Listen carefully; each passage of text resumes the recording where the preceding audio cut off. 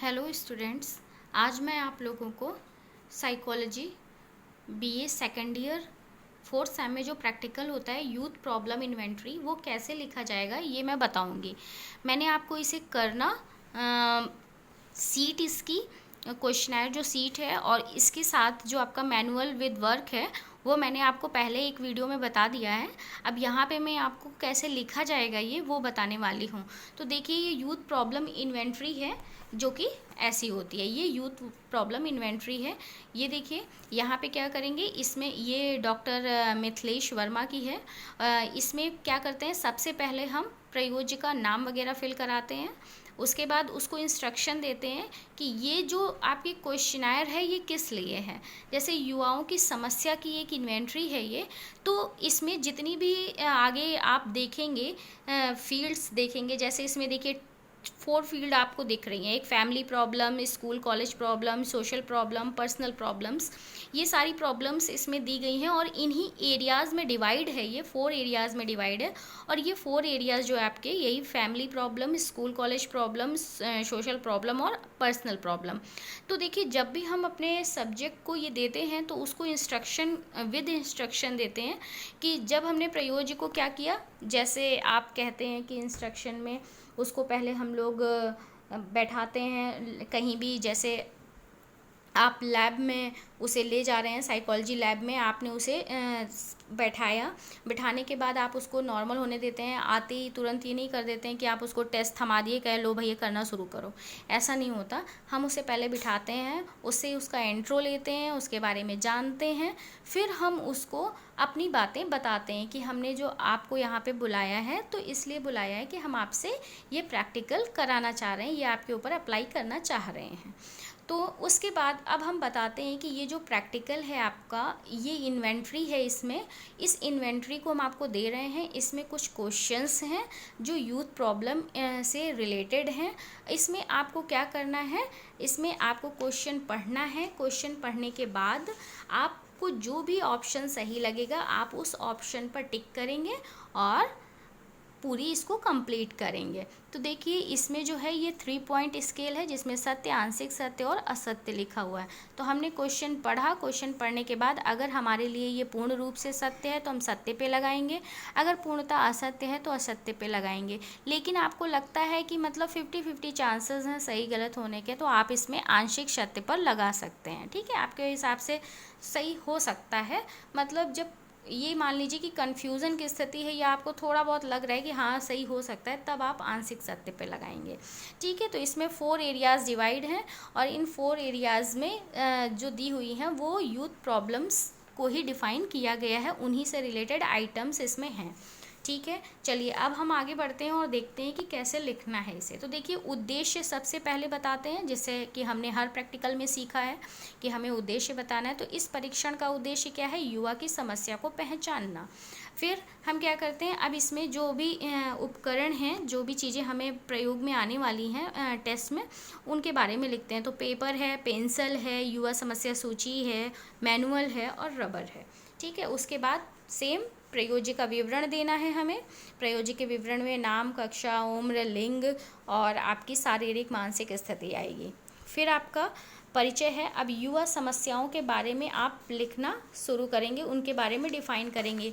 ठीक है, कि उनके बारे में इंट्रो पूरा देंगे कि युवा की समस्याएं क्या होती हैं। पहले तो ये बताना है कि युवा समस्याएं क्या हैं, फिर उसके बाद आप उसके बारे में जितना भी आपको नॉलेज है आप यहाँ पे बताएंगे। लेकिन इतना ज़्यादा डीपली भी हमें नहीं लिखना है, बस इंट्रो इतना देना है ताकि सामने वाले को समझ में आ जाए कि हाँ यूथ प्रॉब्लम है क्या। तो इसके बारे में देखिए बताते हैं, यूथ प्रॉब्लम के बारे में कैसी कैसी आदतें हैं, अगर जो समस्याएं हैं वो क्यों आ रही हैं। तो ये कई चीज़ें देखिए इन्होंने बताई हैं जो प्रेजेंट टाइम में भी आप देख सकते हैं। जैसे देखिए, सोशल मीडिया व अन्य चीज़ों में समय की बर्बादी, तो ये सारी क्या है, ये करंट की चीज़ें हैं। अब देखिए, इसमें वही प्रारंभिक तैयारी कि हम सबसे पहले क्या करते हैं, अपने प्रयोज्य को बुलाया प्रयोगशाला में, उसके बाद उसको आराम पूर्वक बैठाया, फिर उससे सौहार्दपूर्ण संबंध बनाए, है ना, ये सारी चीज़ें उसको कहते हैं। और उसके बाद उसको आराम से बिठाते हैं। उसके बाद हम क्या करते हैं, अपना जो हमारा परीक्षण है उसको आरंभ करते हैं। फिर हमने क्या किया, निर्देश। तो निर्देश जो हमारे प्रश्नावली जो हमारी है, क्वेश्चनायर है, उसमें जो ऊपर दिए रहते हैं वही निर्देश हम यहाँ पे लिखते हैं। कोई अपने मन से बना के नहीं लिखना है, उसमें जो निर्देश दिया है वही लिखना है। मतलब जो जो आप करने जा रहे हैं, जो उसको करना है आपके प्रयोज्य को, वही निर्देश आप यहाँ पे देते हैं। उसके बाद जो आपका प्रयोग है, वास्तविक प्रयोग, तो वास्तविक प्रयोग क्या है उसके बारे में बताएंगे।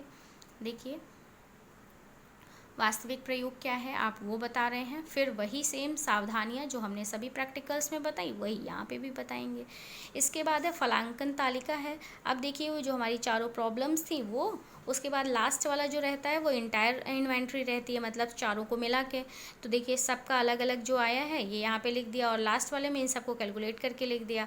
फिर परसेंटाइल जो रैंक है ये हम मैनुअल से देखते हैं, परसेंटाइल रैंक। और स्टेनाइन ग्रेड जो है, स्टेनाइन ग्रेड भी हम मैनुअल से देखते हैं। उसके बाद लेवल्स ऑफ प्रॉब्लम है। अब अगर ये 19 आया है तो इसका लेवल क्या है, ये एवरेज है, बिलो एवरेज है। 9 आया है तो अब एक्सट्रीमली 1 आया है तो एक्सट्रीमली लो है। अब एवरेज 18 आया है तो एवरेज है। और लास्ट में 47 आया तो ये एवरेज है। ऑल राउंड जो है वो उसका जो यूथ प्रॉब्लम्स हैं वो एवरेज मतलब रहती हैं, नॉर्मल जैसे सभी की है वैसे उसकी भी है। तो अब देखिए क्या करते हैं, सभी एरियाज़ को हम लोग काउंट करते हैं और उसका मीन निकाल लेते हैं।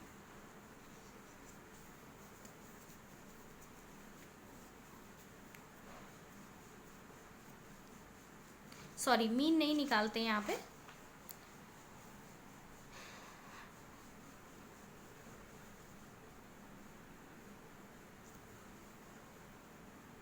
ये हम लोग टोटल कर रहे हैं। और टोटल हमारे जितने, देखिए ये जितना ये निकला हुआ है ये आपका, ये आपने क्या किया, सभी एरिया का देखिए यहाँ पे जितना आपका आया हुआ है। क्वेश्चन कितने थे, 31 क्वेश्चन थे पहले पार्ट में। फर्स्ट पार्ट जो ए पार्ट था आपका उसमें 31 क्वेश्चन थे, जिसमें से आपके 19 सही हुए स्कोरिंग में, तो 19 सही हैं और मल्टीप्लाइड हमने 100 कर दिया तो हमारा रिस्पॉन्स ये आ गया है। इसी तरह हम सारे बी सी डी चारों में कर लेते हैं और उसके बाद एंटायर में कर लेते हैं। फिर हम अब इसकी विवेचना करते हैं। विवेचना व्याख्या करने में हमने सेम प्रोसेस जैसे जैसे किया है, हमने उसको प्रश्नावली भराई, भराने के बाद हमने मैनुअल से सारी चीज़ें देखी, रॉ स्कोर निकाला, परसेंटाइल निकाला, स्टेनाइन ग्रेड निकाला। सारी चीज़ें निकालने के बाद हमने जैसे जैसे चीज़ें लिखी हैं, जैसे जैसे किया है वैसे वैसे हमें लिख देना है। ठीक है, अब लास्ट में हमें क्या करना है, निष्कर्ष देना है। तो निष्कर्ष हमारा क्या रहेगा, निष्कर्ष में हम यही लिखेंगे कि जो हमारे परीक्षण का उद्देश्य था वो तो पूर्ण हुआ यहाँ पे, और दूसरा कि क्या आया है, जो हमारा प्रयोज्य है उसकी जो समस्याएं हैं, युवा समस्याएं, वो क्या आई हैं, औसत आई हैं। ये हमारा निष्कर्ष रहेगा। ठीक है, थैंक यू स्टूडेंट।